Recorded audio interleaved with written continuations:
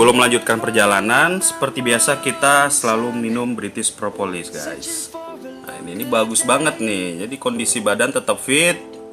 Kita juga masih kuat untuk melanjutkan perjalanan jauh, guys. Nah, Reza gitu juga nih, guys. Setiap hari dia juga minum British Propolis untuk menjaga stamina tubuh Reza biar tetap fit. Gimana rasanya, Reza? Enak? Enak. Ya, jadi sebelum kita berangkat, rupanya Reza mau main-main sepeda dulu nih di hotel ini. Jadi ada fasilitas untuk disewakan foreign hotel ini. Per jamnya berapa nih, Om? 15.000 ah. Jadi kalau kita mau pakai sepeda atau rental sepeda di sini per jamnya 15.000, guys. Nah, itu Reza tuh. Kita bisa muter-muter hotel karena halaman hotelnya yang luas, jadi bisa kita putar-putar sekitar hotel. Jadi Papa Reza dengan Reza mau muter-muter dulu nih naik sepeda.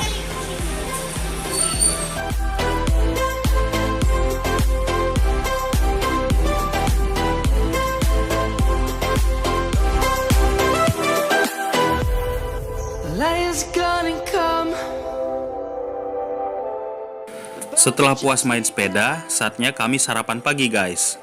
Uniknya untuk sarapan pagi, hotel ini menyediakan 16 jenis sambal yang berasal dari beberapa daerah di Indonesia. Tingkat kepedasannya pun bermacam-macam, jadi hati-hati bagi yang bermasalah dengan perut ya.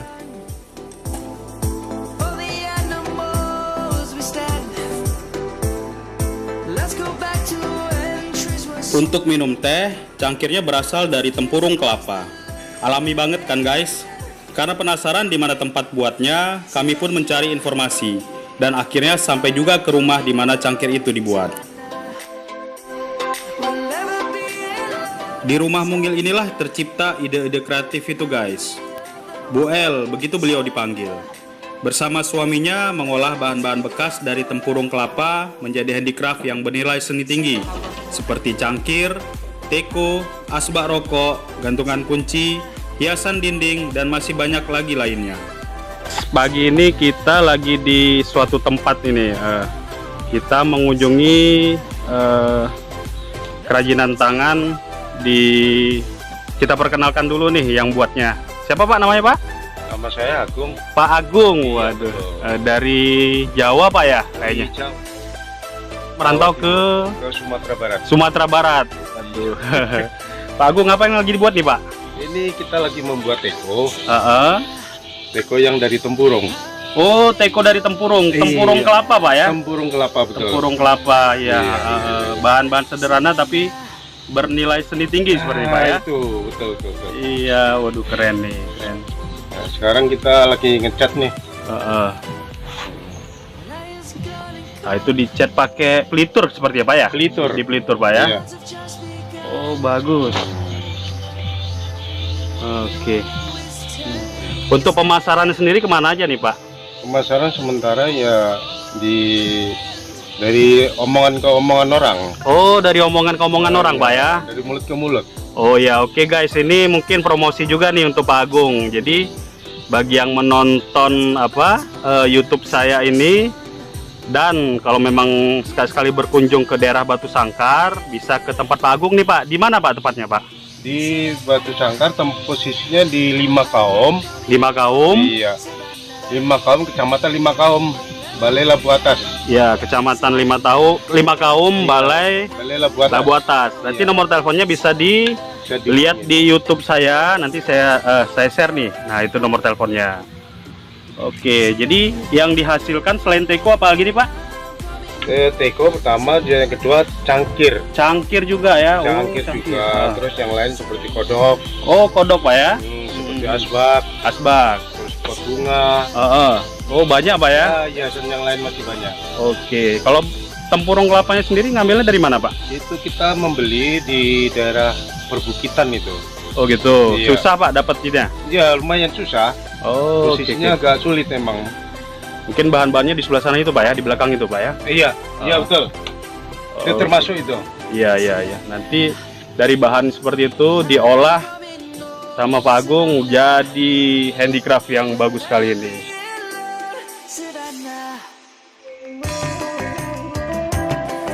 Destinasi selanjutnya adalah kami mengunjungi Istana Bahasa Pagaruyung. Dari kota Batu Sangkar, nggak begitu jauh kok guys, cuma sekitar 15 menit. Untuk karcis masuknya, wisatawan domestik dewasa dikenakan biaya 15.000 dan anak-anak 7.500. Sedangkan wisatawan mancanegara dewasa dan anak-anak 25.000. Menurut catatan sejarah, Istana Bahasa Pagaruyung dulunya merupakan kediaman dari Raja Alam, sekaligus sebagai pusat pemerintahan. Istana ini sempat dibakar oleh Belanda pada tahun 1804. Didirikan kembali, namun terbakar habis di tahun 1966. Direkonstruksi ulang pada tahun 1976. Pada tanggal 27 Februari 2007, istana ini kembali terbakar akibat disambar petir. Sebagian besar peninggalan barang berharga di dalamnya musnah dan hanya tersisa sekitar 15%. Bangunan yang sekarang ini adalah replika dari bangunan aslinya guys. Rumah panggung besar ini bertingkat 3 dengan 72 tonggak yang menjadi penyangga utama. Ada 11 gonjong atau pucuk atap yang menghiasi bagian atas dari bangunan ini. Seluruh dinding bangunan dihiasi oleh ornamen ukiran berwarna-warni dengan 58 jenis motif yang berbeda. Pada tingkat 2 dari bangunan ini dipakai sebagai ruangan untuk beraktivitas para putri raja yang belum menikah. Sedangkan untuk tingkat 3 merupakan tempat raja dan permaisurinya bersantai sambil melihat kondisi di sekitar istana. Ruangan ini juga dipakai sebagai tempat penyimpanan alat-alat kebesaran raja. Di lantai dasarnya ada tempat penyewaan baju adat Padang dengan tarif untuk dewasa 35.000 dan untuk anak-anak 30.000. Tinggal kita pilih model dan warna bajunya. Petugas dengan ramah membantu untuk memakai baju adatnya guys. Mumpung udah kemari, nggak ada salahnya kan guys diabadikan momen ini.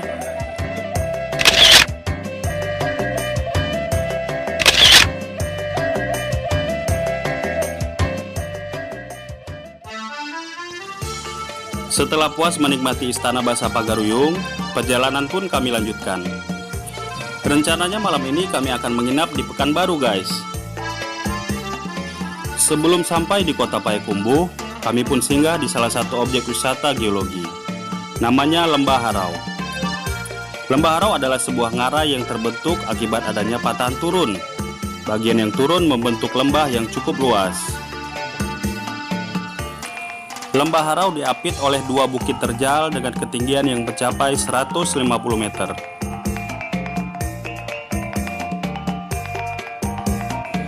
Secara geologi, batuan yang ada di Lembah Harau umurnya cukup tua guys, sekitar 30-40 juta tahun yang lalu. Jenis batuannya pada umumnya adalah batuan breksi dan konglomerat yang banyak mengandung sisa-sisa organisme laut. Karena itu, beberapa ahli geologi yang meneliti daerah ini menyimpulkan bahwa Lembah Harau pada awalnya adalah sebuah laut yang kemudian terangkat ke permukaan. Dari Lembah Harau, perjalanan pun kami lanjutkan.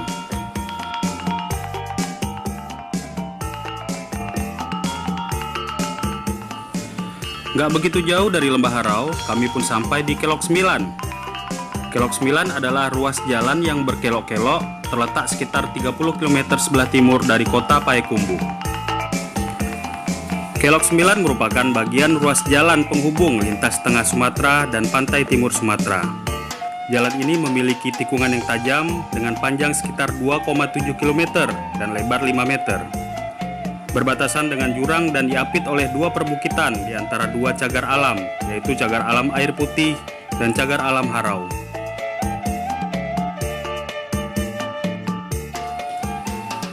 Jembatan di Kelok 9 ini diresmikan oleh Presiden Susilo Bambang Yudhoyono pada bulan Oktober 2013. Menurut catatan sejarah, Jalan Kelok 9 sebenarnya sudah dibangun di masa pemerintahan Hindia Belanda dalam tahun 1908 sampai tahun 1914.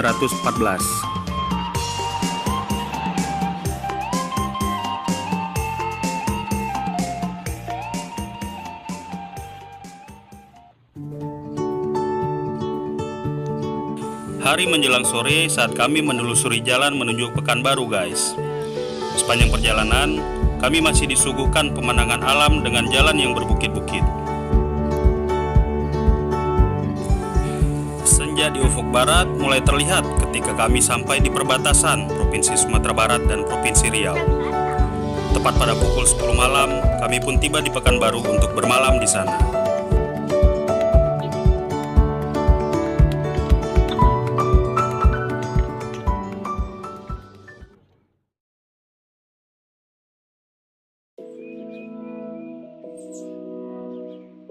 Keesokan harinya, perjalanan pun kami lanjutkan menuju Medan dan pulang ke Banda Aceh.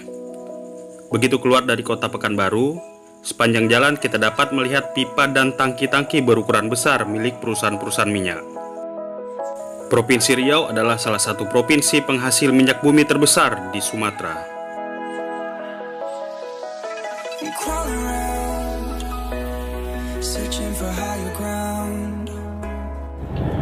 Jadi kami adalah tim yang solid guys. Dalam touring ini kami bagi tugas masing-masing. Saya sebagai ketua tim itu bertanggung jawab untuk mempersiapkan mobil selalu dalam kondisi fit dan prima.